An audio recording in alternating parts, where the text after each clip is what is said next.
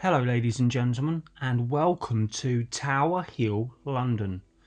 Tower Hill is the location of the infamous execution site, a prominent hill set high above the Tower of London known as Great Tower Hill.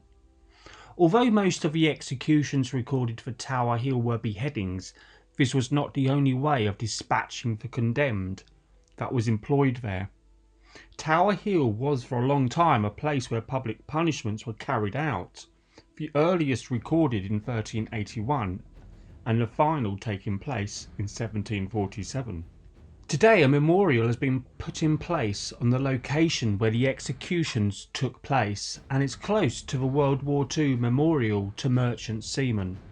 Yhana and I are going to be visiting both of these locations in this video. Great Tower Hill was used for executions of important people.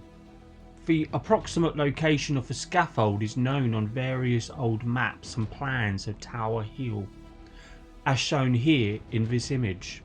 The manner of execution depended on the status of the victim. Beheading was considered the least brutal method, though didn't always turn out that way, with several accounts of botched executions.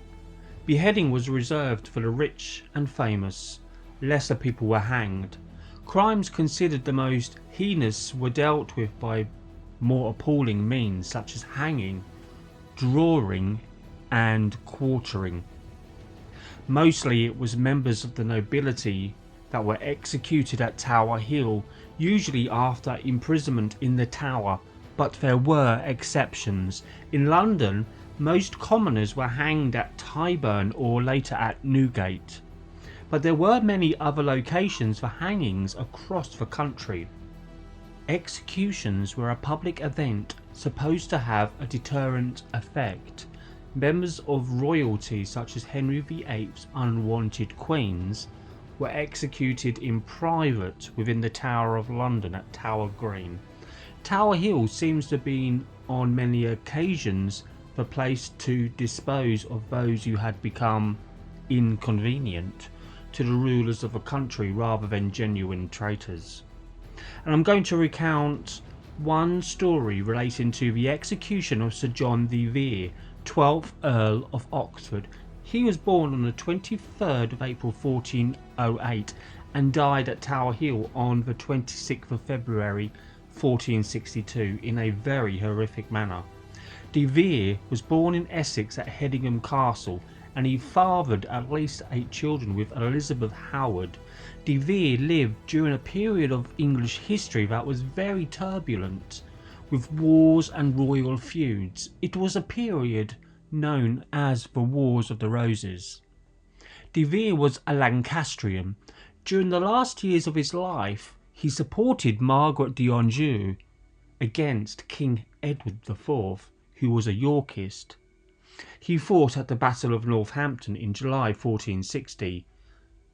From 1460 onwards, after that battle, Oxford appears to have suffered some kind of ill health.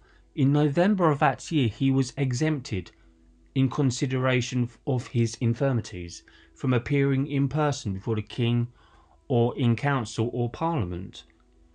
If he was feigning illness or in order to maintain a low profile in the face of the New Yorkers regime under King Edward IV, the ploy was unsuccessful. In February 1462, Oxford was arrested together with his son Aubrey. They were both convicted of high treason before the Constable of England, John Tiptoft, 1st Earl of Worcester.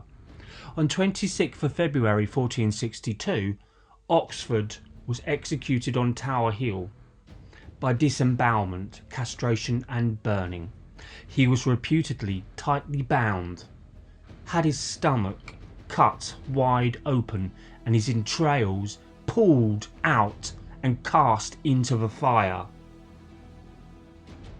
The executioner took out a blade, castrated De Vere in front of the roaring crowds, and then De Vere was lifted, alive and thrown into the burning flames.